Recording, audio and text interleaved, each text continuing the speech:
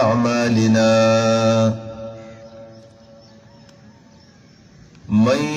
يهده الله فلا مضل له ومن يضلل فلا هادي له وأشهد أن لا إله إلا الله وحده لا شريك له وأشهد أن محمدا عبده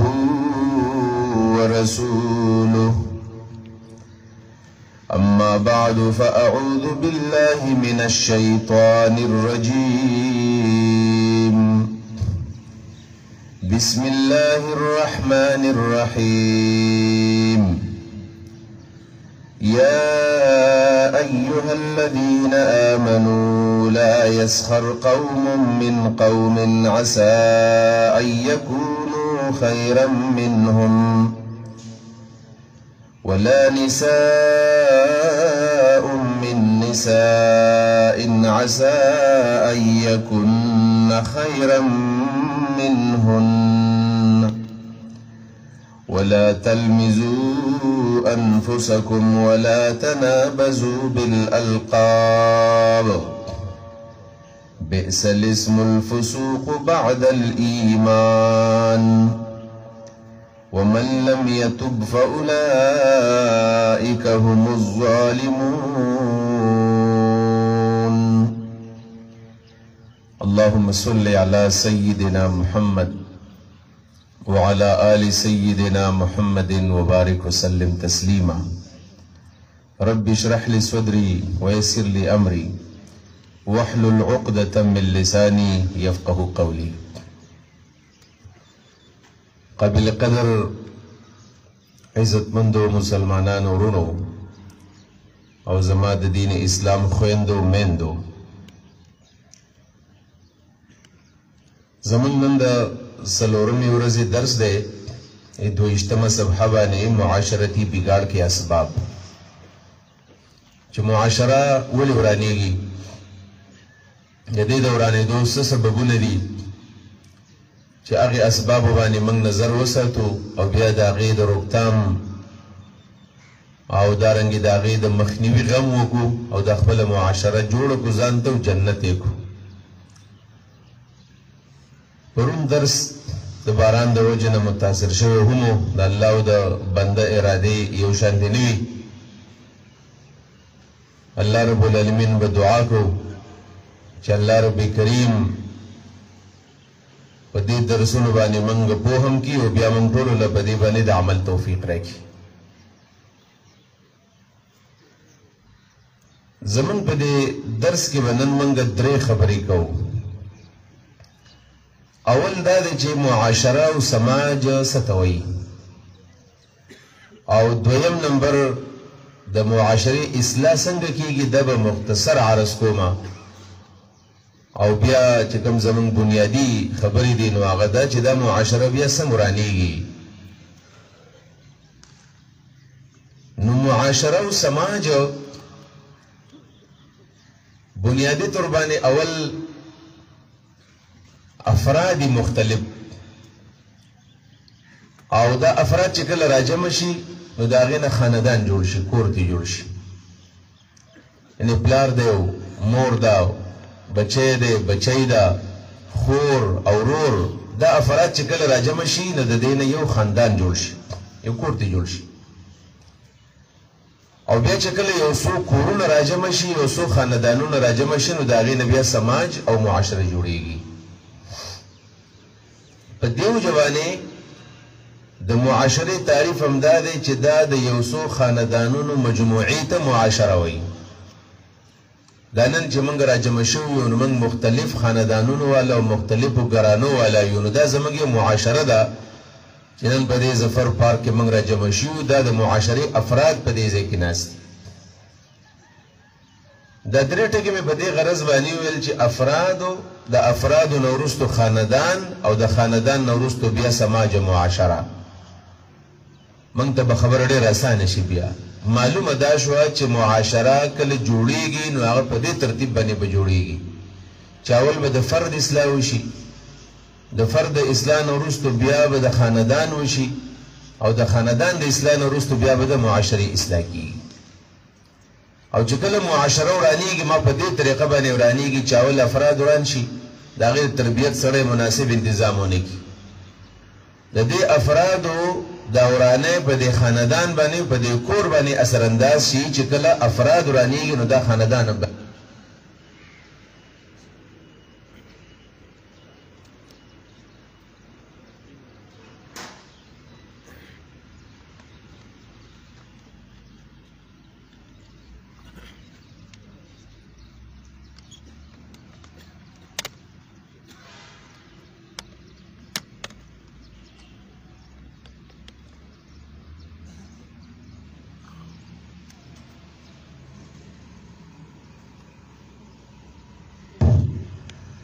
او کله چې خاندان وران شي یو خاندان بل خاندان بل خاندان د دې خاندانونو د بګار د وجه نه او د دې د وراني د وجه نه بیا معاشره ورانیږي. زمونږ د تربیت دا طریقه زمونږ نه لږه خطا شي او دا زمونږ د ټول زمونږ د ټولې پښتني سیمې او بلکې زمونږ د انسانانو دا ډېره لویه المیه ده. بلکې کمنګه خپکیږو نو دا زمونږ د تعلیمي ادارو که دا زمونږ د دنیا د تعلیم ادارې دي سکول او کالج دی یونیورسټي ده او که دا زمونږ جماعت دی او دا مدرسه ده د دې معلمین مدرسین دي. ما ته دا کمی محسوس شوی دی یو زه په دې نتیجه باندې رسېدلی یم چې زمونږ د ټولو د تربیت او د تعلیم چې دا کم طریقه ده نو په دې کې کمی دی. هغه کمی دا دی چې که دا جماعت او مدرسه ده او که دا سکول کالج دی موږ چې کله برایانې بیانو براه راست د معاشرې برایانې بیانو عام در باندې خطبام چې کله په جمعه کې وعظ کوي یا چېرته په مړي کې پاسېږي نو موږ براه راست د معاشرې برایانو باندې خبره کوو چې غلطي دا راغلې ده دا غلطي ده دا غلطي ده او دا هم خیال چې زما په دې تقریر باندې یا زما په دې وعظ باندې به دا معاشره جوړه شي. نو که د تربیت په حوالې باندې چا زمونږ په دې اسلافو کې یا علماو کې یا څوک ایجوکیشنست دی او تعلیم یافته سړی دی ایجوکیټډ هغه په کار کړی دی په دې نتیجه باندې موږ ورسېږو چې دا طریقه کمزورې ده. خو ته غلطه نه یم کمزورې ورته یم په دې وجه باندې چې بنیادي طور باندې چې کوم یونټ دی هغه کور دی او د کور افراد یعنی کور خو د افرادو نه جوړېږي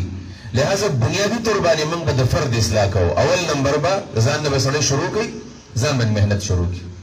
او د هغې نه وروسته بیا د فرد اصلاح وکړي د افرادو اصلاح او د افرادو اصلاح چې وشي خاندان به جوړېږي او د خاندان د اصلاح نه وروسته بیا د معاشره او سماج اصلاح کېږي او چې څنګه فرد وران شي د هغې بګړاو راشي نو خاندان به ورانېږي او د خاندان نه پس بیا معاشره ورانېږي. لہذا ابتدا د افرادو نه کول پکار دي. په دې باندې د رسول الله صلی الله علیه وسلم چې کوم منهجي تربیت دی او منهجي تزکیه ده رسول الله صلی الله علیه وسلم هم د افرادو نه شروع کړی ده بلکې الله ولا دا ماحول هم داسې جوړ کړی دی چې کله د نبی علیه السلام سیرت طیبه ته موږ ګورو نو اول آغاز چې شوی دی نو ابو بکر او دارنګ زید بن حارثه حضرت خدیجه او حضرت علی رضی الله تعالی عنهم دا یو فرد یو فرد چون کر نبی علیہ الصلوۃ والسلام دا وی تربیت شروع په دې باندې کله چې رسول الله صلی الله علیه وسلم کله مدینه منورې ته لاړو او په غزه کې بیا یو سماج یعنی افراد او د خاندانونو اصلاح چې وشول نو بیا الته سماج معاشره جوړ شوله ورستو سورۃ الحجرات را نازل شو بیا ورستو بیا سورۃ البقره نازل شوې ده کوم چې د سماج موږ په سورۃ په قران کریم کې د سماج او د سوسایټي د اصلاح لپاره چې کوم سورۃ د ټول قران د اصلاح ده او خصوصي تور باندې سورۃ الحجرات دا یو سوشل او سماجی سورۃ د جبري کې د سماج جوړولو ټول آداب او تربیت او اصول بیان شوی دي لکه تاسو په کتاب کې شراکم دي کنه غیبت مکوئ تاسو حسد مکوئ تجسس دی الزامات دي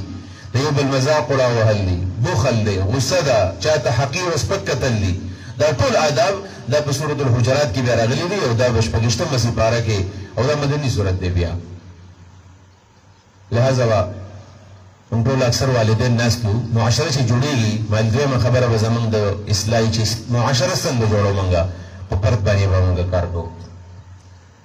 دا خوش قسمته دا کوم ماشومان چې ناس دي که نه تاسو یقین وکړئ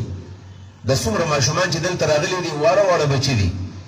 د دې په ذهن کې دا خبرې بس تاسو په ذهن کې دومره نه نقش کېږي د دې ماشومانو په دې ذهن کې دا خبرې نقش ولې دا چې غټېږي دا د ظفر پارک او دا ماحول دا چې غټېږي دا به د مرګه پورې دي نه نیریږي بابا هغه زه چې ستا سره کلاس ته تللی وم هغه پلانې مولوي صاحب چې راغلی و هغه یو طرف ته زنانه ناستې وي بل طرف ته نارینه ناست و د قرآن کلاس یې اخیستو د ده په ذهن کې قرآن نه ننوتو بس تاسو یقین وکئ په دې وجه باندې زمونږ دا بعضې مشران او سپینګري خفه رانه نه شئ زمونږ سر تاجونه یې و کله کله په دې جومات کې دا ماشومان چې راځي بس د ده تندي باندې داسې ښه نه لګي که چېرته معمولي ټوټۍ کولاو کړي یا دې پکې ولګي یا چېرته رامنډه کړي راوغورځېږي نو بس دا قار او قور مه راولئ دا ماشومانو دې ماشومانو دا مونځونه هله خراب کړل ولې دله مونځ خراب کو اډو مونځ په دې نه خرابېږي یو عالم نه تپوس وکړي د ماشومانو په شور باندې کله مونځ خراب شوی دی مفتي ارشاد صاحب ناست دی مفتي د تپوس دې وکړي رسول الله صلی الله علیه وسلم د هغه لوسۍ ده امامه بنت ابي العاص بنت زینب رضی الله تعالی عنهما امامه نومې دی او د رسول الله صلی الله علیه وسلم ما وویل چې افرادو باندې کار کړی که نه چې پرده نه وران نشي او تاسو یقین وکئ چې دا امامه به راغله کله د خپلې مور سره د نبي علیه السلام کره د نیکه کره به راغله نبي علیه السلام د ماشومانو سره یو مینه وه نو دا ماشومه به د نبي علیه السلام چې کله مونځ کوو اصلي ګوتې به یې وختله په مونځ کې نبي علیه السلام به نیت تړلی دی مونځ کوي او امامه په دې اوږو باندې ناسته دی ایسته تاسو سوچ وکړئ نو موږ داسې چېرته کړي دي که چېرته یو پښتون داسې وکړل او په مانځه کې چېرته ماشوم دې اوږې ته وخېجو نو بس په باندې بیا موږ د جومات هم ایستلی او فتوا هم پې م لګولي زه نه یم چې دا خېجول غواړي خبرې مقصد وایم او بیا حدیث کې راځي چې رسول الله صلی الله علیه وسلم به کله سجدې له تلو نو دا بې کوزه کړلی چې ونه غورځېږي رانه دا ولې دا ځکه چې دې ماشومې ته تربیت ورکول مقصود دی دا ماشوم به جوړول غواړي که دا ماشومه زه ورته ځان نه وزغلوم نو څه به کال ته به وراني کوي که نه نو په مونځ باندې بیا راواړوم په دې وجه باندې دا ماشومان ته مه قارېږئ جوماتونو ته راولئ او زه خو درته وایم چې دا څومره موږ قار شوي یو که نه دا د هغې خمیازه ده چې دا موږ د ماشومانو ته قار شوي اوس ماشومان زموږ د درسونو نه راځي جوماتونه نه راځي که نه او بیا دا والدین دا ګیله کوي چې دا نن نسل خراب شو نوجوان نسل خراب شو نه به خرابېږي دا چې کله ماشوم د ده شوق او دا ماشوم چې دی دا ماشوم اصل کې دی معصوم د دې سواد نه موږ شین جوړ کړی دی معصوم د عصمت نه دی مطلب دا معصوم دی د ګناه نه پاک دی د ده لوښی بالکل پاک دی د ذهن هم پاک دی او زړه هم پاک دی په ذهن کې هم ګناهونه نه دي راغلي او په زړه کې هم نه دي راغلي غلط سوچونه نه دي کړي د ده دا زړه دا تخته بالکل پاکه ده صفا ده نو په دې چې کوم سبق لیکي دا پې لیکلی کېږي نو که په دې باندې تا ښه سبق ولیکو نو ښه سبق په دې نقش شو او چې بېکاره سبق دې ولیکو نو بېکاره سبق پې نقش شو ماشومان ته مه قارېږئ دا ځان سره راولئ دې کې به انشاءالله خیر وي زه تاسو ته یو ماشوم واقع بیانوم تاسو اندازه وشي چې د ماشومانو تربیت څومره ضروري دی او په دې معاشره جوړېږي په دې باندې ورانېږي په د هندوستان کې هندوستان د یو مسلم سوسایټۍ او د یو مسلم ګرانۍ د هغې یو واقع ده د علماو لیکلي ده د تربیت په حوالې سره په هندوستان کې یو مسلمان کور دی مالداره خلک دی انتهایی مالداره خو داسې مالداره دی چې تربیت یې شوی دی د دې مال د وجې نه د هغوی په دې خانداني نظام باندې ساسر نه دی پرېوتی کله کله مال سړی وران کړي مالدار هم دی او کور هم جوړ دی په کور کې به یو خاص ټیم باندې تعلیم کوو تعلیم خو د حدیث هم کېدی شي او د قرآن هم کېدی شي یعنې یو خاص ټیم داسې و تاسو یقین وکئ موږ هغه د مولیان یو خو موږ په دې کې کامیاب نه شو اوسه پورې او دا زما دومره شوق وي دی چې په دې کور کې سړی د خپل ښځه او خپل بچي دا درې څلور کسان ناسي او سړی داسې مختصر شانې تعلیم شروع کړي خو بس نه کامیابېږي پکې سړی الله دې حکم کامیاب کړي نو هغه پلار چې و د دې کور کوم سربراه نو هغه په دې کې یو خاص د تعلیم انتظام کو دا تعلیم داسې چې دا همه پهلو همه جهت تعلیم پکار چې هر څه پکې دې کې آداب هم یو په دې کې احکام هم یو په دې کې فضایل هم یو په دې کې تربیت هم وي په دې کې واقعات هم وي نو دا تعلیم ډېر مؤثر وي خو دا پلار داسې و چې ده به کوم تعلیم ورکوو نو هغه تعلیم به داسې ورکوو چې اول به په هغې باندې په خپله باندې عمل و یعنې پلار به چې کله خبره کوله دی بچو ته په دې کور کې چې ګوره غیبت به نه کوو نو د پلار به غیبت نه کوو یعنې ماحول جوړ بس مدرسه وایسته یو تعلیمي اداره وه مو به مسله دا یي که نه چې موږ د ټول نه غټ ګناهګار جومات کې پاسېږو موږ راځئ زه راته دین بیانوم نو هغه خو ته د خلکو بدې شي ستا معاشرت ستا معاملات ټیک نه ته چې پاسېږي نو که څوک پاتې کېدل هغه د دې ایسته وځي وایي دا پاسېدلی دا ماته بیان کوي او ستا نه ایسته وتښتي لهذا د تعلیم به هغه سړی کوي چې په خپله باندې جوړ وي که نه په خپله جوړ نه وي نو څنګه به د تعلیم غم چاله وکړي اسلافو کې ویل یو عالم راغی ویل داسې خلک ناست وویل چې مولانا صاحب تاسو لږ ودرېږئ یو موږ ته لږ بیان وکړئ ورته ویل چې کښېنئ زه بیان نشم کولی ولې نه شئ کولی وایي زه په خپله باندې بیمار یم نو تاسو ته به څه بیان وکړم اول خو چې زه ځان جوړ کړم که نو که زه اوس تاسو ته وایم او زه بیمار یم زما دې خبرو اثر نشته په دې نتیجه باندې موږ نه یو رسېدلي چې دا اول ځان جوړول غواړي موږ ځان نه دی جوړ کړی خلک جوړو ځکه خو اثر نه کوي نو په دې کور کې به د هندوستان کې چې کله تعلیم کېږي او د هغې مطابق د کتاب مطابق ماحول هم جوړ دی ویل داسې و چې یو زنانه وه هنده وه زنانه وه په هندوستان کې په دې هندوانو کې د ذات پات د تقسیم ډېر زیات دی د شودر دی ویش دی او دا برهمن دا اوچت دی او دا نور خلک د دې خادمان دي یو زنانه وه هغه به دې کور له راتلله او تنخوا به یې ورله ورکوله خدمت به یې کوله جامې به یې وینځلې لوښي به یې وینځل ځای به ورله صفا کوو په دې کور کې یو ماشوم ورکوټې ماشومه ده 7 کالو ماشومه ده 7 کالو څه ماشومې خو د دې زنانه دې ماشومې څه بس لګېدلې وه او دا ماشومه په دې زنانه بسې عادت وه و مسلمانه جنۍ او د دې هندوې زنانه سره تعلق جوړ شو مینه د یو بل سره جوړه شوله کېږي داسې یو ماشوم ایسته په یو مشر پسې ونښلي و هغې خوښي دا هندوه زنانه ده خو د دې ماشوم سره مینه وه او دا به چې کله د دې کور نه راتلله په لاره کې دوکان و د هغې نه به داسې چاکلیټ ماکلیټ او ټاپي او څه لالیپپ راواغستو او دې ماشوم له به یې ورکړو ماشوم دا ماشومه په دې زنانه بسې عادت شوله خو سمه بسې عادت شوله چې دا زنانه به نه و راغلي د ماشومې به ژړل ویل داسې وشوله چې پرې تعلیم کې ماښامې پلار اوس تعلیم ورکوي که نه سم تعلیم دی مؤثر تعلیم دی نو په دې کور کې وایي چې څوک بوتانو د سجدې لګوي نو ګورې دا به جهنم ته ځي دا به الله په ور باندې سوځوي ځکه هندوستان کې د دې تعلیم ضرورت دی که نه د بت مقابله پکار ده او چې څوک د الله بندګي کوي الله ته سجده لګوي نو دا به جنت ته ځي دا به جنتي مزې به کوي او چې د بوتانو عبادت څوک کوي دا به الله تعالی جهنم ته وراچوي اوس ګوره کور جوړ دی که نه افرادو باندې کار شوی دی دا ماشوم جنۍ ده دې سوچ وکړو چې د دې خبرې خو دا مطلب دی چې دا موږ کوم مسلمانان یو موږ به جنت ته ځو او زمونږ چې دا کومه ترورۍ راځي خدمت له دا خو چونکې هندوه ده دا خو د بوتانو عبادت کوي نو دا ښځه به جهنم ته ځي دا ماشومه په دې خبره باندې پوه شوله دا ماشومه خفه شوله چې دا ښځه جهنم ته ځي نو ډېره خو معلومه دا شوه چې په قیامت کې به زموږ دا دوستانه ختمه شي ستا دا ماشومه بس جاړي ستا په دې جړا جړا کې وده شوله سهار چې کله راپاڅوله مور ورته وایي چای وڅښه چای نه څښم ناشته نه کوم او جاړي خفه ده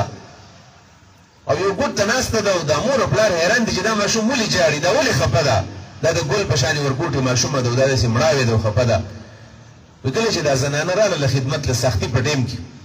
چې ویې کتل ځان سره خواږه راوړي ماشومه په نظر نه راځي یو طرف ته بل طرف ته دا کور صفایي چې وکړلې په آخر کې تپوس وکړه ماشومه هم څه کړله خو نه ښکاري نن مال رانغلله وایي هغه ورته وویل چې هغه ماشومه خو بېګام بې طبیعته وه اوس چې راپاڅېدلې ده بس په ژړا راپاڅېدلې ده نه یې چیس کړی دی نه یې خوراک کړی دی او جاړي ایسته و چېرته یې پلانیزه کې ده هغه زنانه بس یې ورالله چې څنګه یې ولیدله بس ماشومې ورته غېږ له ورکړه چغې کړې وایي بل سم یې ورته وژړل ای بچا ولې ژاړې خوراک وله ورکوي هغه خوراک نه کوي وایي څه چل دی نو دا ماشوم ورته خبره کوي وایي زه په دې باندې ژاړم چې ته په جهنم ته ځې او موږ په جنت ته ځو زه په دې باندې خفه یم دا راته چا وایي دا مې راته پلار ویلي دي بېګا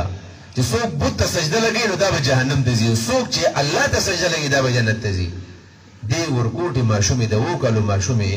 په دې ښځه باندې دومره اثر وشو وایي دا ماشومې د خپلې سینې ته جفته کړله نو چې بچا ته په ما دومره خفه کېږي نو زه په هغې الله باندې ایمان راوړم په کوم الله باندې چې تاسو ایمان راوړی دی او دغه زنانه د دغه ځای نه هغه مسلمانه ځي بیا دې ته تربیت وایي معاشره داسې جوړېږي چونکې دا خو موضوع بیا زمانه پاتې کېږي نور ډېر اسباب دي چې په څه باندې جوړېږي تعلیم او تربیت تزکیه خو موږ موضوع چونکې دا دورانېږي څنګه د معاشرې د بګاړ اسباب مختصر به زه وایم خو دلته زه یو خبره بله کوم هغه دا ده دو څیزونه دي دوه او که ستاسو خیال دا موږ ډېر زیات وایو عام دور باندې د موږ دا نن سبا سیاسي کلچر دی هر سړی سیاسي دی نو دا سیاسي خلک په دې مباحثو دې موضوعاتو باندې ډېر بحث کوي او یا اکثر د تعلیم یافته خلک دواړه سکولونو کې کالجونو کې استادان دي امپلایز دي د ګورنمنټ چې کوم نوکران دي نو هغوی دا خبره ډېره زیاته کوي چې دا زما رایټ دی او د خپل رایټ دپاره د خپل حق دپاره اواز اوچتول دا جهاد دی او کوم سړی چې خپل رایت او خپل حق نه اخلي نو دا مداهنت دی. دا بنیادي او داسې شی دی چې د دې لفظ د وجې نه معاشره ورانېږي. تاسو چې څنګه ورانېږي؟ ګوره یو ته رایټس وایي او یو ته ډیوټیز وایي. مطلب دا دی یو حقوق دی بل فرایض دي. تاسو یقین وکړئ چې خبره داسې ده چې فرایض مخکې دي او حقوق وروسته دي. یعنی اول به سړی ډیوټي وکړي، اول به سړی خپل حق ادا کړي، فرض به ادا کړي. نو چې تا خپل ډیوټي وکړله، خپل فرض دې ادا کړو، نو د هغې نه پس به ته خپل حق اوس وغواړئ. موږ داسې کوو، موږ فرایض نه ادا کوو، موږ ډیوټي نه کوو، موږ بل خپل حق نه ورکوو، د خپل حق مطالبه کوو. دا تاسو ګورئ که نه دا د جون دا میاشت او د جون په دې میاشتې کله وفاقي او صوبایي بجټونه کله پاس کېږي. نو دا مختلف دا پیټا دا او کپلا دا او دا کوم د استادانو دا تنظیمونه دي او دا د پیرامډکس والا دي او دا د ډاکټران یم ډاکټرز دي او اول ډاکټرز دي او دا ټول ډاکټران او استادان او نرسان او میل او فیمیل او هر ورځ په پېښور کې درنه شروع وي، هر ورځ په پېښور کې احتجاج شروع وي. دا ولې شروع وي؟ یاره چې موږ د حکومت نه خپل حقوق غواړو. کوم حقوق دې غواړي؟ تنخواه راله زیاتول غواړي، الاونسونه راله زیاتول غواړي، هغه پلانې الاونس کم دی چې هغه پرسنټیج کم دی چې هغه زیات شي. مسلسل موږ لګیا یو حقوق حقوق حقوق. خو د دې صاحب نه تپوس وکړه چې ته خپل فرض ادا کوې، نو چې د فرض خبره ورته کوې ورته څوک یې زما نه تپوس کوې؟ زما نه تپوس سړی شته، هغه ایکسپلینیشن او هغه وضاحت به زما نه حکومت غواړي، یا کې ستا کار نشته دی. شاګرد تپوس نشي کولی، د معاشرې بل یو فرد تپوس نشي کولی. خبران نشي. بابوګان صاحبان، کلرکان صاحبان هغه هم احتجاجونه کوي. څوک بابوګان که ناست وي د هغې نه معذرت. خو ته ولې چېرته ورشې ته پې خپل کار کوې نو وبشي راشه، پیر په ورځ باندې راشه. ته د پیر په ورځ راشې کارو پایل زما پر افسر له تللی و، یعنې چې زما څه کارو به زیارت په ورځ باندې راشه.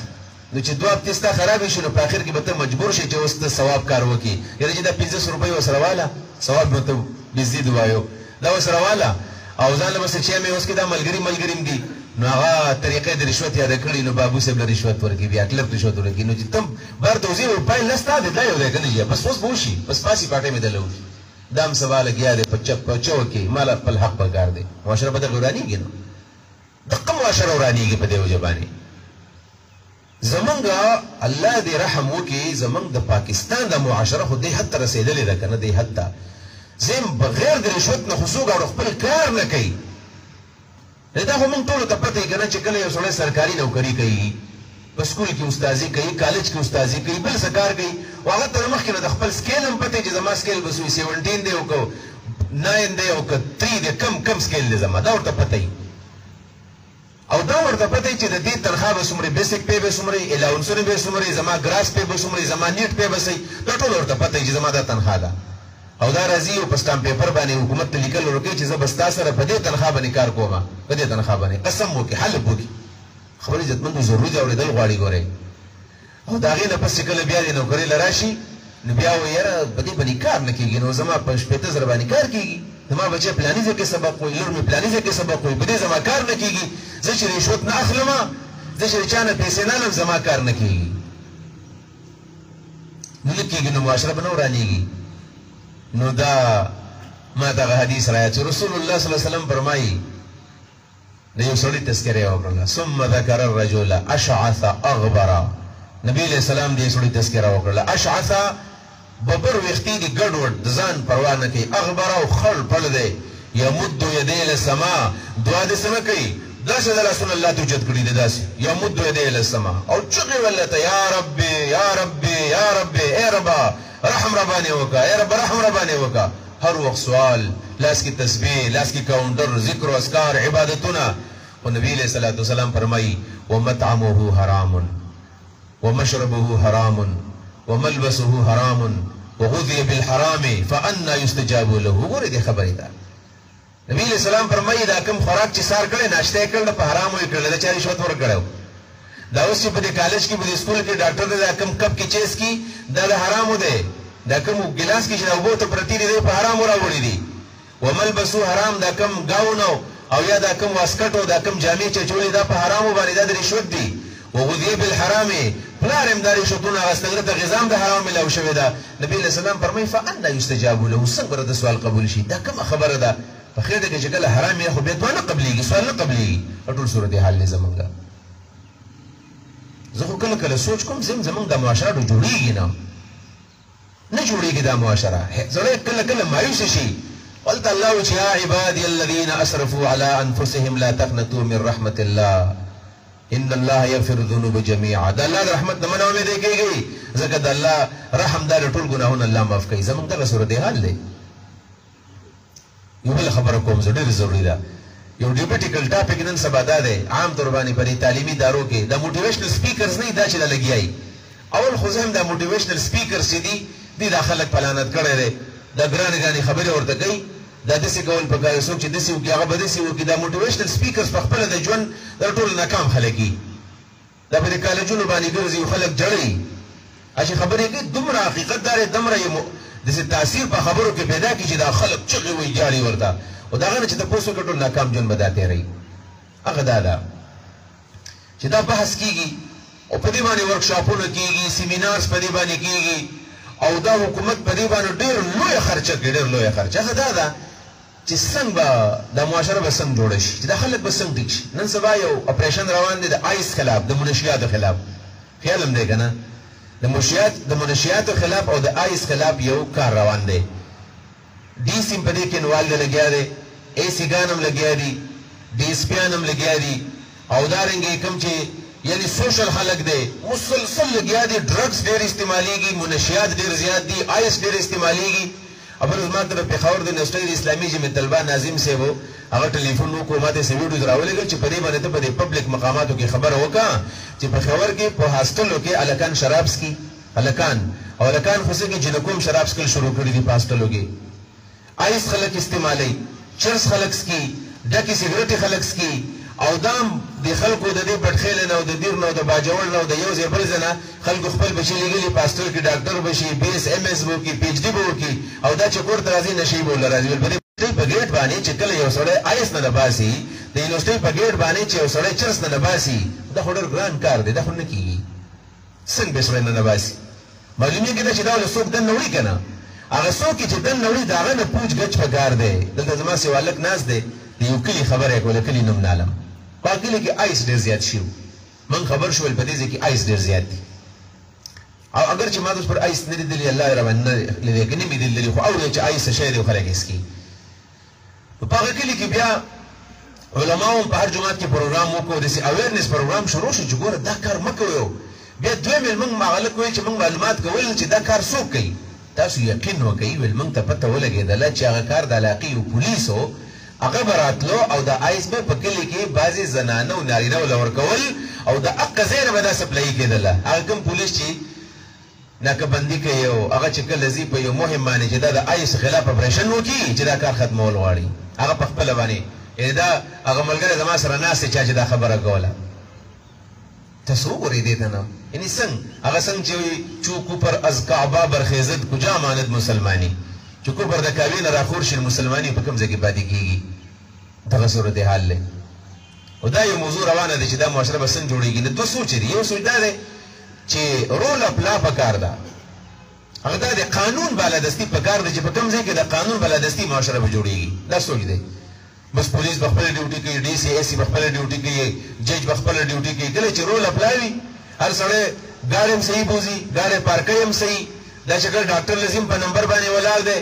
او کله چې د یو سکار دی په نادرا کې په پاسپورت په آفیس کې د چې کوم نمبر دی هغه ته ودرېږي نو رول اپ لا او د قانون بالادستي چې کله شروع شي معاشره به جوړ شي دا خبره ټیک ده بالکل دا صحیح ده کوم ځګونو کې چې رول اپ لا ده نو غزې کې کار کیږي معاشره سره حد پورې جوړه ده دویمه خبردار چې نه رول اپ لا نه علاوه بل یو شی دی هغه ډېر بهترین دی هغه دا چې کوم بنیادی ایتکس دي او کوم بنیادی اخلاقیات دي کنه چې کله په دې اخلاقیاتو باندې معاشره جوړه شي دا معاشره ډېره زیاته ښه معاشره یعنی په هغه کې د قانون بالادستي نه پولیس سره په لاس کې سټیک نه د استاد سره په لاس کې سټیک نه د پولیس سره په لاس کې هتکړیانې نه او دا دې سره په لاکب کې او په دې دانه کې نه بندي خو چې کله اخلاقیات او درس په معاشره کې وي لکه دا یو درس د اخلاقیات موږ درس ورکو کنه دا درسونه چې کله زیات شي خدا په هر لیول باندې دا خو مشتمنه خروار بټخېلې په دخېټه کې په لکونو خلک پراته دي په سونو خلک ناشته دا خو مشتمنه خروار دی دا بنیادی اخلاقیات او درس چې کله ملاوي شي د خو د بدو تمیز داسې میلاو شي چې په ذهن کې خلکو ته هغه نه باسلی شي دا جوړېږي. لکه زه د هغې مثال ورکوم. ګوره یو طرف ته امریکا ده، برطانیه ده، سوپر پاور دی او د هغې یو ډېر لوی نوم دی. دغه ځای په باره کې راځي چې هلته رول پلا ده، هلته د قانون بلدستي ده. خو بل طرف ته څه شی دی؟ بل طرف ته جاپان دی، بل طرف ته ناروی ده. اگر چې موږ د خپل وطن بدقسمتي ده، د خپل وطن مثال نشو پیش کولی چې موږ په کوم یو کټګري کې یو، چې موږ په رشوت کې تکړه یو، په دو نمبرۍ کې تکړه یو، که په اخلاقو کې تکړه یو، نو دا فیصله موږ د ځان باره کې نشو کولی. خو د امریکې یو یا مطلب د انګلینډ او د دې مثال چې موږ ورکوو هلته کې جي هلته دا دی چې دا پروټوکول کلچر نشته. هلته د هالینډ او د نیوزیلینډ او د پلاني وزیر اعظم په سایکل باندې خپل آفیس ته راځي او په خپل لوکل ګاډي کې راځي. د جج پروټوکول نشته، د آرمي د افیسر پروټوکول نشته دی، د پولیس د افیسر پروټوکول نشته. هلته کې د قانون بلدستي ده. بالکل ټیک کار دی. خو جاپان او دا ملکونه په دې کې قانون مانون بلدستي نو هلته هغوی کار کړی دی په دې اخلاقیاتو باندې. اخلاقیات دا په مسلمانه معاشره کې هم کېدی شي، په غیر مسلم معاشره کې هم کېدی شي. دا ټول اخلاقیات خو الله د اسمان نه رالیږلي که نه، چې چا هم پې عمل وکړو هغه جوړېږي. تاسو یقین وکئ د جاپان خلک یا د ناروی خلک، دغه خلک هغوی چې په د اخلاقیاتو باندې کار کړی دی هغه سم خلک دی. او د امریکې په باره کې موږ خو به ویل چې امریکا ډېره ښه ځای دی. او بله یو ملګري خبره کوله د هغه هلته رشته ده چېرته امریکا کې ښځه کړې ده. ویل هغې څه مې خبرې کولې راته ویل چې ما ورته چې امریکا کې امن و امان صورتحال څه دی؟ موږ وایي دا مهذب دنیا ده او سیولایز دنیا ده. وایي هغې ویل چې دومره خطرناک صورتحال دی په امریکا کې چې جنکۍ کله بازار ته راوځي که نه بازار ته جنکۍ راوځي. موږ ویل ته جنکو ته امن دی او دا دی. وایي هغوی په دې خپل غوږ باندې والۍ لاسو ته بنګړي ګوتمې ګوتو ته نشي اچولی په امریکا کې. ویل ولې؟ وایي چې کله راوځي دا جنکۍ دا لکه دې په زور باندې اخلي. په امریکا کې غلا شته. نو رول اپلا کوم ځای کې معاشره کوم ځای جوړه کړله؟ او کوم دا سیکچوال هریسمنټ دی وغیره، دا هریسمنټ خو بې شماره دی. هلته خو دې ته څوک ګناه نه وایي. نو څنګه دا معاشره جوړه ده؟ معلومیږي دا په قانون یوازې نه کېږي، دا په بنیادي اخلاقیاتو باندې کېږي. زموږ بنیادي اخلاقیات د معاشرې رخصت شوي دي، په دې باندې معاشره بګړاو طرف ته تللې ده. لہذا دا به د اثر نه و به دا کار پکاري. معاشرې او د سماج د اصلاح او مخکې به په افرادو باندې په خاندان باندې کار کول پکاري. زه درته مثال وایم څنګه به کېږي. زمونږ په معاشره کې بنیادي تر باندې معاشره ورانېږي د چا نه. لکه مې میندې راغلي دي هغوی که خفه کېږي نو زه به د هغوی یو عرض به وکړم. هغه دا ده کله چې جنۍ واده شي د چا کور ته لاړه شي، اکثر د معاشره د زنانو نیستې ورانې شي، بیا سړی پکې انوال شي او شی بل طرف ته لاړ شي. جنۍ چې کله واده شي ښه خبره څه ده؟ دا یو کتاب دی زما سره کور پروت دی، تحفه دلهن او تحفه دلها، کراچۍ یو عالم لیکلی دی، ما نه نوم هیر دی. زه دا کتابونه ځان له ټول والی او کله چې د والک واده کېدو نن سبا چې کله د چا واده کېږي نو څوک ول هغه تورې مورې وړي په تحفه کې ورکوي، څوک ول ګلونه ورکوي. زه دا کتاب له تحفه کې ورکوي. دا وګوره چې د دلها تحفه څه ده، هلک چې کله واده وکړي دله څه کول پکار دي. او بل کتاب د تحفه دلهن، دا تحفه دلهن ډېر مزیدار دی. دا ما ډېر کتابونه کله چې خبر څوک شاګردانې کله ودیږي یا ما ډېر اخیستي دي ورکړي مې هم دي. ول تحفه دلهن د ناوې تحفه، په هغې کې دومره بهترینې خبرې واقعات دي. خو دا څنګه چې دا تحفه دلهن کتاب شروع کړي دا ټایټل نه اخوا دا لومبۍ صفحې چې رنګین صفحات پکې دي. نو یو پلار دی اوس ما بدقسمتي دا ما ځان سره راوړی، هغه نصیحتونه مې درته ویلي وې خو دا موضوع زما نه بیا اوږدېدله، دا مې درته حواله درکړله. ځان له پیدا کړي دي خویندو ته هم تاسې والئ ځان له. پلار دی نو هغه لور ودیږي نو هغه لور ته نصیحتونه کړي دي. یاره داسې ناشنا زما د سترګو نه قسم دی اوښکې به یې ولیدي. او هغه نصیحتونه په عربۍ کې دي، اردو کې ترجمه وده شوې ده. څوک عرب دی نو هغه د خپل لور ته نصیحتونه کړي دي، ډېر بهترین نصیحتونه. ورته وایي وایي بچا ته زما د کور نه رخصتېږي، د دې نه وروسته داسې کار دی دې کور ته ته هر وخت راتلی شي، که ته خفه یم دې کور ته راځې به، چې خوشحال یم کور ته به راځې، د شپې هم راتلی شي ورځ هم راتلی شي. دې کور ته څوک نه منع کوي، دا ستا کور دی، دا دې مخکې هم کور و وروسته هم دې کور اوس هم دې کور دی. خو دې کوم نوي کور ته چې ځې نو دلته به ډېر زیات په احتیاط باندې ورته قدم کېږورئ. دلته په دې کور کې ته د دې کور رانې وې ملکه وې، په دې کور کې دا ټول ستا خادمانو، په مور دې بدماشي کولی، شابه چای راله پوخ کړه، پراټه راله پخه کړه، دا ترکاري له ګرمه کړه. پلار ته هم دې ویل چې ماله به نن بنګلي راوړئ، ماله به نن بیګ راوړئ، ماله به نن پلانې سوټ راوړئ. او ستا ناز او ستا نخرې ټولې موږ منلې. اوس به ستا دا ناز او نخرې نه منلی کېږي. اوس په دې کور کې ستا نه خاوند نه مخکې به چې تا له مور ډوډۍ ګرموله دا به ستا خاوند له ګرموې. دا مخکې چې ته په دې کور کې راني وې او ته په دې کور کې ملکه وې، اوس به ستا بادشاه په کور کې بل څوک وي. دا مخکې به چې تا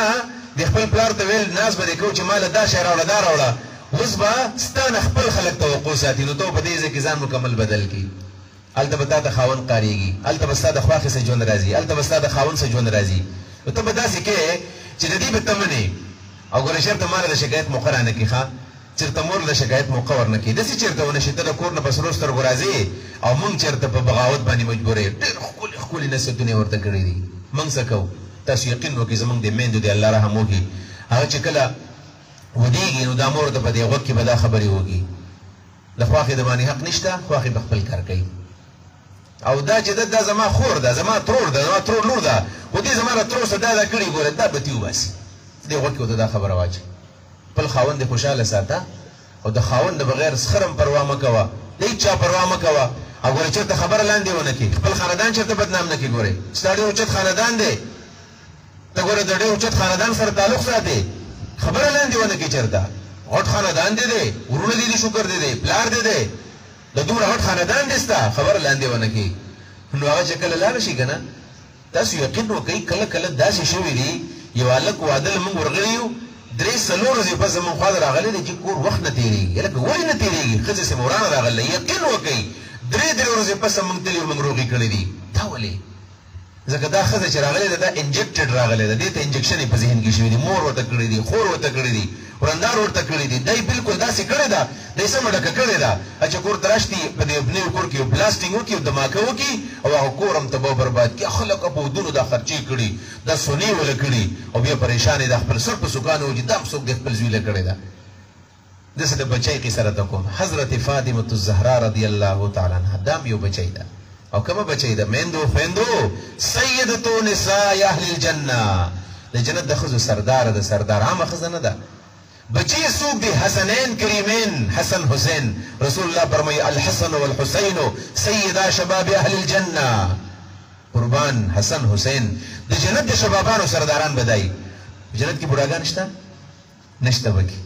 جنت کې به ټوله لکاني. نبی علیہ الصلوۃ والسلام له یو زنانه راله ډېر په مینه باندې، یا رسول الله سلام دعا راته وکړه. ویل وایه ابۍ څه دعا راته وکړم چې الله مې په جنت کې ستا ګاونډ نصیب کړي. الله خو بوډۍ تا ته پته نشته دی جنت کې خو بوډېګانې به نه وي. هغه ورته وایي زه درنه سوال کوم چې ما ګاونډ قیامت کې ستا نصیب شي، ته وایې بوډېګانې به نه ځي جنت ته. وایي نه به ځي بوډېګانې جنت ته. نبي علیه السلام مزاح به کوله، داسې خشک مزاج نه و. هغه ښځه روانه شولې او ژړلې. فرجعت تبکي. نبي علیه السلام ورته ویل دی خو راشه. ویل ولې ژاړې؟ ویل نه به ژاړم، دا مونځونه او دا روجې او ستا سره محبت او زه جنت ته نه ځم، اوس داسې ځان ستړی کومه. نبي علیه السلام د سورة الواقعات وایو، ویل انا انشأناهن انشاء فجعلناهن ابکارا. وی دا مطلب نه چې تاسو به نه ځئ، موږ به د دې ښځو نه جنکۍ جوړې کړو. انا انشأناهن انشاء، موږ به نوې پیدایش وله ورکړو. فجعلناهن ابکارا، د دې ښځو نه به هلته جنۍ به دې جوړې کړو، جنکۍ به شي، دا بوډۍ به جنکۍ. د څومره چې دا په پنډو د ښځو دردونه دي، او دا په سینه درد دی، او دا په سر درد دی، ټول دردونه به ختم شي او د ځوانۍ څه به سړی جنت ته ځي. نو هلته کې بوډاګانې شته، ټول شبابان دي، ټول معلومېږي دا حسن حسین د ټولو جنتیانو مشران دي. داسې خاندان دی، داسې خاندان. او علي کم دی؟ علي هغه علي دی چې رسول الله ورته انت مني بمنزلة هارون من موسی. او نبی علیہ الصلوۃ والسلام ته فرمایي په جمعات کې په جنابت کې د هیڅ چا لپاره ګرځېدل ناجایز دي، زما او د علي لپاره جایز دي. دومره عظیم سړی دی، نو دومره عظیم سړی دی. من كنت مولاه فهذا علي مولاه. نبی علیہ السلام په غدیر خم کې ویلو دومره عظیم خاندان، ولدي خاندان منځ کې ورانه راغلی او د حضرت فاطمه او د حضرت علي په منځ کې ورانه راغلی و. ورانه څنګه راغلی و؟ حضرت علي غربتو شی ورسره نه و، او د کور خدمت به د حضرت فاطمه په خپله باندې کوو. په لاس باندې بشاق راغلی و، دا دانې باندې راغلی وي، دلته د کور خدمت و. نو حضرت علي ورته ویل لاړه شه او د پلار نه تپوس وکړه چې پلار دله څه خادم مادم درکړي، دا به خدمت کې لاس دې خراب دي او علاج هم څه نشم کولی. هغه چې کله کور ته راغله نو په کور کې نبي علیه الصلوۃ والسلام نه و. حضرت عایشې ته ویل چې چېرته راغلی؟ ویل دغه شانې خاوند رالېږلی یم، که څه غلام غلامي. وایي زه به نبي علیه السلام ته ویم. نبي علیه الصلوۃ والسلام چې کله راغی حضرت عایشې ورته ویل چې لور دې راغلی و او لاس ډېر خراب و، په لاسو باندې دا تکلیف و، دا بشاق و، دا دانې پرې راختلې وې. غلام پسې راغلی و، نبي علیه السلام پسې سپک لاړو، سپک پسې لاړو. ګوره وایي زما لور خفه ده که نه. نبي علیه السلام لاړو سیده او د حضرت فاطمه او د حضرت علي منځ کې کېناست. وایي بچا ته زمونږ راغلی وې خیر و؟ لاس یې ورته وښودل، د لاسو نه داسې وینې روانې وې، هسې د دې جنۍ او د دې ماشومې حضرت فاطمه مړه د 32 سال په عمر کې د خبرې نه چې کله مړه 32 کال عمر چې نه یو کشره چې نه یو کشره او د رسول الله لور ده د جنت د خزو سردار ده او د غي د لاسونو چې داسې نبی له سلام مولي د لوس پرېغله باندې بیا ستې لري ورته ولې بچیا ول دغه شان تکلیفونه دراته ول پرېدا ودا وزرت د څه خسته ذکر خیمه ټول مشکلات به حل شي ول فرض مون پس 33 ځل سبحان الله وایا 33 ځل الحمدلله وایا او 33 یا 34 ځل الله اکبر وایا اس غلام ته ضرورت نشته مزه بګي اسی کړو ته خو دو خو ورزي خپش ولا تکلیف وته زیات چې خپش ولا رااله د نبی له سلام کرا نبی علیہ الصلوۃ والسلام کور کې ناشته بچی را لوري ولې را للی حدیث کې راځي نبی علیہ السلام بچا تم نه پاسې دو نبی علیہ السلام نه بل غټ سره سوګ دی خو چې فاطمه براله نبی علیہ السلام په پاسې دو او دا لاس به خپل کو چې بچا په کم ځای بداناستو په قزې باندې د ځان سره کېنه ولا دومره او تګرانه و دومره هیڅ چاته نه پاسې دو ول چرته را للی ایست په جړا شو سترګونه اوخ کې لاړه دی دا د ملغلرو بشانی اوخ کې دغه په مخ باندې لاندې بیږي رسول الله ولوخ کې پاکي بچا ولې وی ګوره د علي زما سره زیاته کوي دا خاونه او دیات کو زما سره زیاته کوي زما د لاس ته ګورې نو ویني رواني دي ډوړې ز په خو ما خدمت ز کومه میچن ز په زتا وهمه ما به دا خدمتونو نور ګران شو او دا حضرت علي خو زما شکریا نه ادا کوي زه تنگ شوم دا غي سره نبی علیہ الصلوۃ والسلام خو کوي چې دی علي له خدای خپل نور ما ورکړل دا واده خرچه ول دی برداشت کړل جهیز نبی علیہ السلام ورکړو دا ټول تنظیم نبی علیہ السلام کړو په کار خدا چې ګیله کړو ویل چې دی علي دومره زیاته کړی دی کله چې دا ټول ګیله وکړو تا خبره ختمه کړې ولاو اوس دلته کې حضرت علي راغله پټو دروازې خواته ناشته چې دما د خزه خپل خاوند ته سوي د دې زمانه پلار نو چې د میویل وچاله شابه کډلې په نکړو ډانګي راوړي او د خپل لور ته پوس وکي زه اوس په عدالت کې د خپل لور آزاد کم زه د چاته پوس شم کوله د شانه کم یم مو خو یو د مورست په لور باندې لور کله کله په ناز راغلی چې زما داسې د پلار به زمون کرای شو د باو کی هغه د خپل خاوند آزادي غواړي نو او پلار یې ورکه زبر برابر کمی ست خپل لور آزاد کی نو سو کی تبو برواله کیستا نبی له سلام ورته وی ټیک د تا خبرې وکړه هو زما خبرې وره وته ته پته رستا خاوند څوک دی وستا خاوند هغه خاوند دی چې کله ما په دې مکه معظمه کې د دعوت خبر شروع کړل ټول خلکو زما دعوت رات کو دا یو ستا خاوند چې کله کولاړو ویل زما را ترزوی در سو پر وګوري ویل سي خاوند دستا صفات ورته کوي دا کوم خاوند چې خبر غلې ده دا غي ورته صفاتونه کوي ستا خاوند بیا ورته وي ته پیژنې ستا خاوند څوک دی چې کله جنگ لازم او یو قلا یو زي ما تګران شي زي ما علي چرته دی نو په علي باندې فتح حکومت ور بهادر دی مر بهادر او بیا ورته وي وزته په ټول قریش ګور استا د خاوند پشان ځوان او سمارټ او خيستا او مټور او زړور د څه سوچته وای نشته دی و چې خاوند بهادر هم دی سخیم دی په دین باندې ماینم دی او خزوانم دی د دې خاوند د شکایت کې خوش قسمت چې نه چې خاوند له الله درکړی دی بس استا حضرت فاطمه خوشاله شو ال بابا جان بس خوشاله مزنه کوم شکایت او بس په دوران کې حضرت علي دروازه کولاو کله راغی د دوه میس کې کېناستو نبی له صلوات والسلام ورغه وکړه او ورغه دا ویل علي د کور بار کم کارونه بچا دا بتکه او حضرت فاطمه ته بچا د کور دنه کارونه بتکه بس خبره ختمه شله جوړه وکړه معاشره جوړیږي بنیادی تر باندې پته باندې دا نور سبقونه ډیر زیات دي چې دا من بار اورو ما دا پرې خو دلو دا کمی ضرور خبري واغه مې وکړلې غیبتونه دي او چغلی دا او تجسس دي او الزامات دي کم چې په دې آیتونو کې دي دین زو معاشره برباد کړل خدا چې من بار اورو په دې جما پرې خو دل اخر کې عرض کوم دا 5 منټ دي یو بل ناسوره غدا دي چې په دې زمانه کې چې دا دغه زمانه د آی ټي زمانه چې ګلراله لپټاپ راغی کمپیوټر راغی موبایل راغی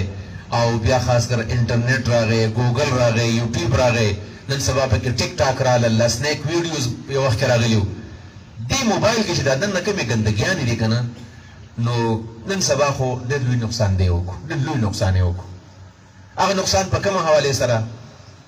یو دا چې ماشوم لکله مخکې موږ موبایل والو دا ماشوم هم ته برباد کو زما یو نصیحت واوري چې کلم بچي اف اس سی اف نو کړای په مدرسه کې سره 15 درجه نه ویلې موبایل ولا مالي ماشوم د چې کله د اف اس سی د لیول مخکې موږ خپل سبق ویل کنه د دې 12مه پور د اف اس سی پورې بچی ته دا پته نه لګي زه بس کوم هیڅ پته نه لګي په دې وخت ته موبایل ورکو ماشومان من قلارو په موبایل باندې او چې چرته ماشوم معمولی غوړي ماته موږ ته موبایل لاله ناغه کمزوري موبایل ته نه بکې موږ لغت موبایل اغستې نو ماشومان سبقونه موږ ته برباد کړل ماشوم سټډي نه کوي نقل ویډیو زیات شو ماشوم په کوم ټیم کې سټډي وکي یو خدای رضوان معاشره دا نوې نسل ورکوټ ماشوم به هغه په تمره خبر باندې پويږي د مرسپینګری پاغې نه پويږي یقین وکي تاسو په بازي باریکیاتو باندې او دا مشران تاسو به دا موبایل نه کتلی په دې موبایل کې خو چې دا تاسو فیسبوک کولاو کو یا دې پکې دا ټیک ټاک اکاونټ کولاو کو نو په دې کې به ګندګیان ډېری او خې خبرې پکې بلګي راځي نو کته ډېر هم داستر کې پټګي دا نه پټيږي خدا لکان د ابتدا نه یعنی به وخت بالغ شوی دی به وخت به ماشومان بلوغ ته رسیدلی وره د دې یعنی جسمانی تور باندې فزیکلی بالغان نه دي خدای سوچ فکر بلوغ ته رسیدلی دی لہذا دې شي نزان وساتي ماشومان ته برباد کړل دی وره بالکل ته برباد کړل هغه ته ورځ کې یو کس خبره کوله ما نه ير دی ویل چې ماشوم هغه وکاله وکسو کاله شوی خبرې نه کولې خبرې ډاکټر له بوله چې دا هم کال یو خبرې نه کوي چې دا لکه خبر ده په دې معاشره کې اوسېږي کونم نه دی چاړام نه دی ولې چې کله معلوماتو کې دا ماشوم څه کوي وایي دا ماشوم سره راباسي بس دا یو موبایل یو بل غټ شي لیپټاپ نور کوټه زما نوم ير شو ټیبلیټ وایي چې ټیبلیټ دی وسره او دا ټیبلیټ بس دا ماشوم سار نه بس شروع کی او چې سکیم نو دا ټیبلیټ ته لګېدلې او د چا څه خبرې نه کوي چې دا دی شي خراب کړي دا خبرې نه دی او د مور आवाज نه لري بچیا څنګه د پلار خبرې نه دی او د چا څه خبرې نه دی کړي د ټیبلیټ دا نه خبرې دا مکمل یې کړی نو به تا ټیبلیټ لري کو په طریقه تر خبرې او بیا خبرې شروع کړي چې دا مطلب پښو دی او دا سپید او دا ډوډۍ دی او دا چیرې وکړه پسې خبرې به شروع کړلې دا د موبایل او دا غي نورستو بیا خاص کر زنه یو چې زموږ د خويندې خپه شي چې ټول عمر ما د ورځې په یو کلاس کې زنانه خطر لګل او چې دا ټول عمر د خزي ګننګار دي چې تاسو چې موبایل هم نه استعمالي پرده هم دا کوي ټول ارسورانه دا کوي د سړو ته موایې کنه سړو ته مې زنانه ته مې خو زنانه داسې مثال چې تاسو مثال له سونه دی او د سړو مثال د اوسپنې دی مولانا مودودي رحمه الله نه چا تاسو کړو چې د تاسو ولې د اسلام په دې جنکو باندې د پردې ډیر زور راوړي سړو ته سنوي د خور د سوال وېما هغه ته مخکولي خبره کړې ګوره ویل بچا ویل تاسو مثال له سونه دی د سرو زرو دی او د سړو مثال له امي وسپنې دی دا وسپنه په دکان کې پرته په باندې خره د پاسه ګرځي سپي په د پاسه ګرځي انسانان په ګرځي باران بګيږي امتیازي په خلک کوي څوک وسپنه سره کوي خدا سره چي دا سره په هر ځای کې دا پندرشیر کې خپل مارکیټ دی او پاګه کې بیا دنه د شیشو خپل دکان د شوروم دی په دې شوروم کې دنه بیا بل یو دنه الماری ده په دې الماری کې دنه بیا ډوې دی په ډبي کې دنه فوم دی پاپوم کې دنه سره پراته دي تاسو ډېر پردون شاده ای تاسو ډېر قیمتي ای تاسو عام نه نو کله ان سړي دي سیګر زی خیر دی تاسو قیمت ډېر زیات دی تاسو قیمتي ډېر زیات نو زنانو ته څه کوایو چې یو سړی ګوره کله چې سړی بدنام شي کنه الله دې نه کی سړی چې د چا عزت تلاش ورواچي خلک وې دومره بادر دی ویل خلک دلکانه قصې کوي او دې څه بادر د شپې لارو او جنې و تختول ایستا هغه باندې لاس ورواچو دومره بهادر دی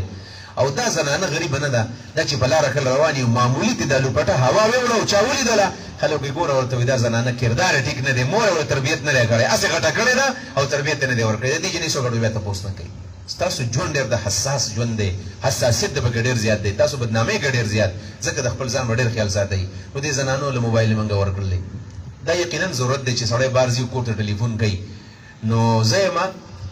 او خويندو میندو خپکیږي بمنا او تاسو ذهن دومره برابر ذهن نه دی چې بده سړی ورسیږي نه د ځان دی پاکولې شي نه د ځان خزه تپوس کولې شي د موبایل لار څخه خراب کړل ته به برباد کړل بیا غیر شادي شوه لکان جنکه یو ویل موبایل بیٹې می ورکړلې نو کله کله مور پلار او زه دا وایم دا مور پلار کله چې دا ماشوم د سیورو غټیږي کنه لپټه کله شروع کی د سی اته کاله پس یا نه کاله پس دا ماشوم لپټه شروع کی تاسو والدین نه سي کنه د مور پلار ټول اول غم سي چې دا جنې وسنګ دا به چرته زور کوم د دې رښتیا په کم ځای کې کیږي دا قصې کیږي کنه هر پلار صدا غمي چې زما دا بچي په کم ځای کې ودیږي دا به په خپل کور کوم کو پردو کې به ور کوم د دې جنې مستقبل بسې دا د دې لپاره مناسب رشتہ بسې دا ټول ګردا سوچونه کوي د زوی نه زیات سوچ خلک د لور کوي او دا او د زوی لپاره مو چې د زوی له بزرشته کوم او داسې خزه کوم داسې کوم او دا په دې سوچ فکر دی چې خپل بوړی وزن سره وانو ما او خپل زوی له خزه کوم اچې د زوی نه تاسو کې زی ورته زما لغم مکوا ولی مزان لغم کړای دی موبایل باندې ځان لغم کړای دی لور ته وی چې لور ستاسو یو خبره کومه تراشه څه خبره کوي را سره وکړه کله ته وګوره که زما د رښتې خبره کنه ګوره تیار نه یم دا زما د تعلیم ټیم دی زما د سبق ټیم دی تعلیم سبق ټیم نه دی ځان له خپل باندې مخکې تنظیم کړی دا پلار چې خبرېږي دا غوي کله کله کوټ مې رجم شوی او چې نو پلار مور له تھریټس ورکوي ګوره که داسې قدم دی چت کې ګوره زه په داسې وکما دا ولې دا د موبایل د دې هغه سمرات دی چې موږ نن چتو په دې وجه باندې موبایل استعمال نه انکار نه کیږي ګوره موبایل استعمال انکار نه کیږي نه کیمرې د موبایل نه انکار کیدی شي د سر نه خو چې دا تاسو لدیږي نه زما سره دینو تاسو به څنګه پرې دی او د دې استعمال مثبت پکار دی او دا سي تعلیم پکار دی مسلسل تعلیم بار بار تعلیم دې دپاره چې موږ د موبایل صحیح استعمال شروع کړو موږ د نوي نسل دا هم د دې فحاشۍ عریانۍ نه او فحاشۍ عریانۍ څه نه جوړېږي هم د دې موبایل نه نن سبا جوړه شوله ما ته یاد دي پخوا به چې کله چا فلم کتو که نه موږ چې کشرانو نو په دې زه تیمرګر یم نو په تیمرګر کې یو مارکېټ و هغې ته دوزخ مارکېټ وایي تاسو چاته به یادي په هغه دوزخ مارکېټ کې به وي سی آر وي سی آر غوټ شی و د ټي وي همره به و غټ کیسټ به په جب کې ونه راځېدو دا به چې کله چېرته واده ماده و د هلکانو به د شپې وړو د شپې په تیاره کې او سهار د پېشمنۍ نه مخکې به هلته جمع کوو چې چا به د چا څه قسم درته کوم دا ماته یاد دي زموږ د کلي هلکان به او چې دا وي سی آر به کله د چا څه ولیدو ویل پلاني ځای کې چا فلم کتلی دومره بد به د هلکانو د خلکو کتل که دومره بد دي یقین وکئ تاسو یېرېدل به هغه تېر ورځ کې زموږ د کلي والک ماته وویلو زموږ یو مشر و د خلکو د خانجي وایي مولانا عبیدالله خلیل صاحب ویل موږ به کله فلم کتو ویل 3 بجې به موږ راوتل چې خانجي نه یې راغلی چېرته اوس راپسې رانه شي هغه چېرته راځي موږ پسې ویل موږ به یېرېدو تاسو یقین وکئ نن سبا هغه فلمونه جیب ته رالل اوس هر هلک هر جنۍ ماشوم غټ هېڅ قسم څه رکاوټ نشته موبایل او چې د کوم ځای فلم ګوري کوم ځای ډرامه ګوري کومه ګندګي ګوري د انګریزانو د پښتنو د پنجابیانو د سیکانو د هندوانو څه قسمه ګندګي ګوري په دې موبایل کې دننه پرته ده په دې وجه باندې حساس دور دی د احتیاط دور دی زموږ لږې ذمهوارۍ ډېرې شولې نو پلارانو او میندو ذمهدارۍ ډېرې شولې دې څو ایتونه ویم یا ایها الذین آمنوا لا یسخر قوم من قوم دا یو ادب دی چې یو قوم بل قوم پسې مه خاندئ پلانی قوم داسې د قومونو نوم نه علمه دی قومونه موږ تباه برباد کړو قوم پرستي دا ډېر لوی لعنت دی ګورئ قوم پرستي یو د قوم سره مینه ده یو قوم پرستي کې فرق دی خپل قوم سره مینه کول دا ښه خبره ده نبي علیه السلام د خپل قوم سره مینه کړل ده خپل قوم سره ښه یادوي خو قوم پرستي دې ته وایي چې خپل قوم ته ښه وي بل ته بد وي دا قوم پرستي ده یا ستا د انتخاب طریقه او د ښو بدو معیار ستا قوم ګرځېدلی دی نو دا بیا حرام دي نن سبا او دا قوم پرستي دومره عامه شوله که نه پخوا دا قوم پرستیانې نه وي دا خاص کر په دې ملاکنډ ډویژن ګورئ سوچه سمجه منصوبه ده ګورئ 2 منټه رانه زیات نه شي سوچه سمجه منصوبه دا د یوسفزو جلسه تاسو ګورئ پلاني ځای کې د یوسفزو جلسه راټول به راځي بیا جلسه څه ده دا چې اوس د وردګو جلسه ده دا د ازبکو جلسه ده دا د عثمان خیل جلسه ده دا د روحانو جلسه ده دا د ګجر برادري جلسه ده دا پلاني برادري ده مسلسل د قومونو مشران جوړ شو لیډران جوړ شو د دې یو واته کاله وشو دا سیزونه جوړ شو دا ولې جوړ شو دا ځکه جوړ شو چې دا په دې پښتنو کې اسلام و په دې پښتنو کې اسلام په دې کې غیرت دا غیرت چا نه شو ختمولی